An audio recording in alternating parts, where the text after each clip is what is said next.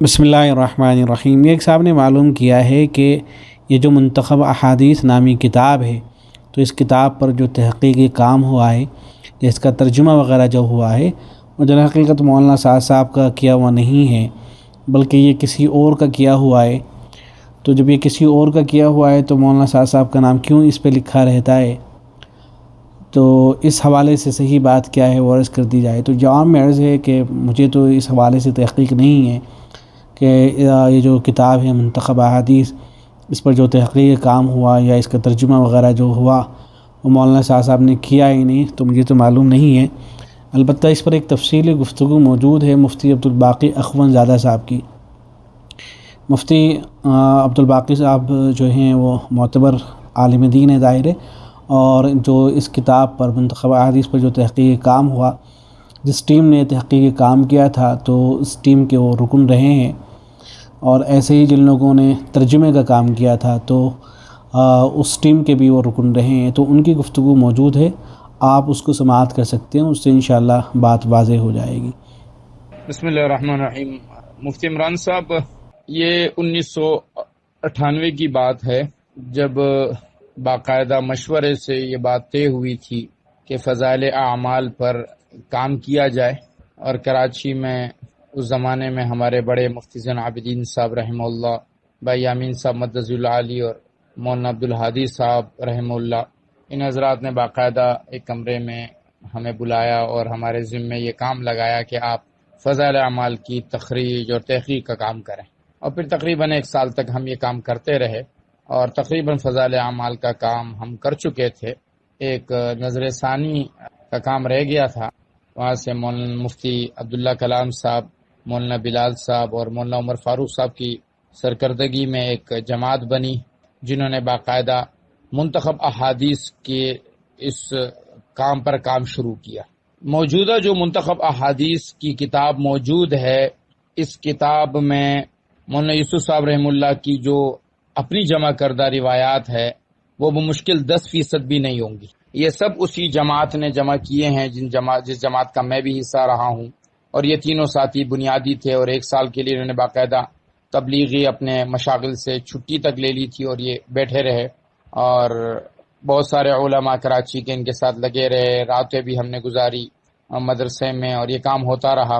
لہٰذا کچھ اگر کمزور روایتیں رہ بھی گئی ہے تو وہ کتابوں پر اعتماد کر کے لی گئی ہے۔ ترجمے کا کام بھائی امین صاحب اور ان کے ساتھ ایک جماعت تھی جنہوں نے باقاعدہ ترجمہ کیا،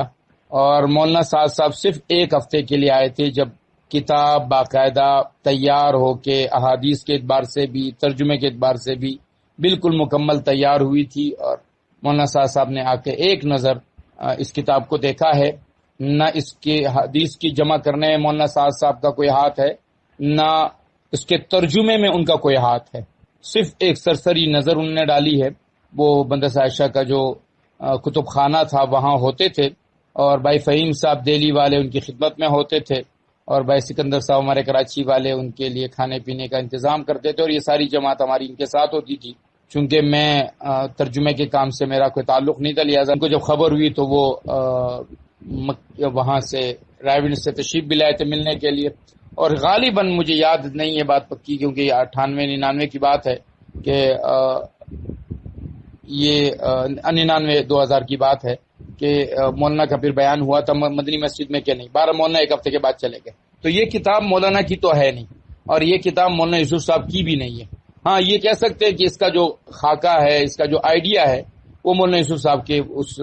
آئیڈیا سے لیا گیا تھا۔ مولانا سعد صاحب کا نام تو صرف اس پر تیمناً ڈالا گیا تھا کہ ہمارے بڑے ہیں اور آگے جا کے انہوں نے ہی بڑا بننا ہے۔ میں بھائی ابراہیم عبدالجبار صاحب رحمہ اللہ جو ہمارے کراچی کے امیر تھے اور مجھے بہت زیادہ پیار کرتے تھے، ان کی خدمت میں حاضر ہوا، اور میں نے ان سے عرض کیا کہ حضرت میں بیعت ہونا چاہتا ہوں کسی سے، تو مجھے فرمایا کہ بیٹا تھوڑا صبر کر لو، مولانا سعد صاحب پر تھوڑا وقت گزرے، ان کے اندر پختگی آ جائے تو پھر ان سے بیعت ہو جائیے گا، کیونکہ ان کا سلسلہ بڑا اعلیٰ ہے۔ تو یہ اعلیٰ سلسلہ تھا، سب کی امیدیں ان سے تھی، سب ان سے اس بات پر امید لگائے بیٹھے تھے کہ یہ تبلیغ کا وہ کام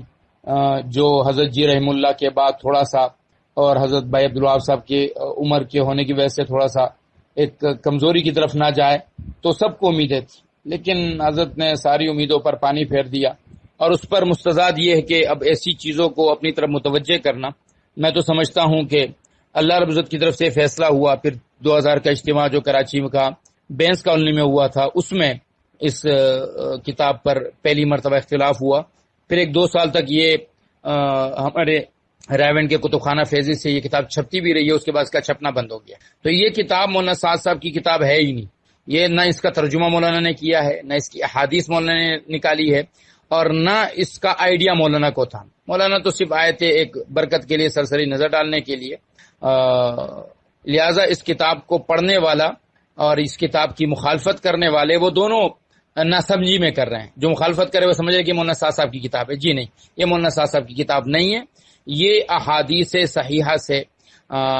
اور ایسی روایتیں جو کم از کم حسن درجے کی ہو، کوشش یہ تھی کہ حسن درجے کی روایتیں ہوں، کچھ ایک آدھ روایتیں وہ ابن خزیمہ پر، بزار پر اور حاکم پر اعتماد کر کے لی گئی ہے، کمزور ہو سکتی ہے، اور جو اس کو پھیلا رہے ہیں وہ سمجھ رہے ہیں مولانا سعد صاحب کی کتاب پھیلائی جا رہی ہے، نہیں، نہ مولانا سعد صاحب کی کتاب ہے، نہ مولانا سعد صاحب کی اس سے کو تعلق ہے، صرف بڑوں کی اولاد ہونے کی وجہ سے اس کتاب پر ان کا نام لکھا گیا ہے، اور اس بات کے گواہ آج بھی کراچی میں زندہ ہیں، موجود ہیں۔ شاید ایک آدھ بات جو خلاف واقع ہے، کیونکہ 20 سال سے زیادہ کا عرصہ تقریباً گزرنے والا ہے، تو ہو جائے، لیکن یہ بات یہی ہے۔ بسم اللہ الرحمن الرحیم۔ مولوی عمران صاحب، گزشتہ کچھ مہینے پہلے میں نے آپ کو ایک میسج کیا تھا منتخب احادیث کے متعلق، اور اس میں جو گزشتہ 20 سال پہلے ایک کام جو ہوا تھا، اور چونکہ میں اس وقت ابھی نیا سال لگا کے 1 سال ڈیڑھ ہی ہوا تھا، آیا تھا، اور مدرسہ عائشہ میں میرا تقرر بحیثیت استاد ہوا تھا، لیکن میں بہت جونیئر استاد تھا۔ پھر بنیادی طور پہ جو کام تھا وہ تو فضائل اعمال کے اوپر ہی کام شروع ہوا تھا، میں نے کام شروع کیا تھا حضرات کے کہنے پر۔ جب منتخب حدیث کا کام شروع ہوا تو اس کے لیے، جیسے میں نے پہلے بھی عرض کیا تھا کہ حضرت مولانا بلال صاحب، حضرت مولانا عمر فاروق صاحب اور مفتی عبداللہ کلام صاحب رحمہ اللہ، یہ 3 ساتھیوں کی جماعت بنی تھی، جن کی سرکردگی میں یہ جماعت بنی تھی، اور میں نے اس پہ عرض کیا تھا کہ ان حضرات نے احادیث کی تخریج یوسف صاحب نے جمع فرمائی تھی، جس میں تقریباً 1550 کے قریب روایات تھی۔ اس کو بارش کے پانی نے کافی خراب کر دیا تھا ان صفحات کو، اور پھر انہیں کھلوانے کے لیے بھی ایک محنت کی گئی تھی۔ چونکہ وہ صفحات ہمارے سامنے نہیں ہوتے تھے، یہ حضرات ہمیں احادیث دیتے تھے، تو میں اپنے اس وقت، چونکہ ہم نے زیادہ وضاحت اور صراحت نہیں سمجھی، میں یہ سمجھتا تھا کہ شاید یہ ان حضرات نے نکالی ہوگی، ہمیں دے رہے ہیں اور ہم اس کی تحقیق و تخریج کر رہے ہیں، جبکہ حقیقت حال یہ تھی کہ یہ وہی روایات تھی کہ جو حضرت مولانا یوسف صاحب نے جمع کی تھی، لیکن چونکہ وہ صفحات اس قابل نہیں تھے کہ جنہیں آگے جماعت کو دی جائے، تو اس کو کمپیوٹر سے نکلوا کے اور ہمیں دیے جاتے تھے، جس پر ہم یہ کام کرتے تھے۔ تو یہ ایک تصحیح ہے کہ جتنی بھی روایات منتخب احادیث میں اس وقت موجود ہیں، وہ حضرت مولانا یوسف صاحب رحمہ اللہ کی خود کی جمع کردہ ہے۔ اب کام کیا ہوا تھا؟ کام یہ ہوا تھا کہ حضرت مولانا یوسف صاحب رحمہ اللہ اپنی تبلیغی مشغولیات، اور پھر اس زمانے میں جو میں سمجھ رہا ہوں اپنے ذہن سے کہ ایک تو کتب کا میسر ہونا بھی ایک بڑا مسئلہ تھا، تو انہوں نے کنز العمال اور الترغیب و ترہیب پر بہت زیادہ اعتماد کر کے وہاں سے روایتیں لی۔ ہم اور جو بھی جماعت تھی جس میں میں ایک حصہ تھا، میں جماعت نہیں تھا، میں ایک حصہ تھا اس جماعت کو، بہت بڑی جماعت تھی، یہ 3 حضرات بڑے تھے اور باقی بہت بڑی جماعت تھی جو 10-12 افراد پر تھی، ان میں ایک میں بھی تھا۔ ہم یوں کرتے تھے کہ وہ روایت ہمیں ملتی تھی اور ہم کوشش سند ہے وہ ہمیں مل جائے، اگر کہیں پر پوری روایت نہیں ملتی تھی تو اس روایت کا کوئی ٹکڑا اگر کسی روایت میں ہوتا تو اس کو اٹھا کے لایا جاتا تھا۔ گویا کہ روایات بنیادی طور پہ وہی ہے جو حضرت مولانا یوسف صاحب رحمہ اللہ نے جمع کی تھی، جو تقریباً 1550 کے قریب ہے، اور اس کا جو صحیح سند ہے یا صحیح سند کی جو تخریج ہے وہ اس جماعت نے کی تھی۔ تو یہ بات جو میں نے کی تھی اس میں کہ 10% روایات نہیں ہے، یہ بات میری درست ثابت نہیں ہوئی ہے، جس میں نے عرض بھی کیا تھا کہ اگر کسی ساتھی نے کوئی بات میری رد کرنی ہے تو ایک آدھ بات رد ہو سکتی ہے، باقی ترجمے کے متعلق جو میں نے عرض کیا تھا وہ بات ویسی ہے، دیگر جو باتیں میں نے اس میں عرض کی تھی وہ الحمدللہ ویسے ہی ہے۔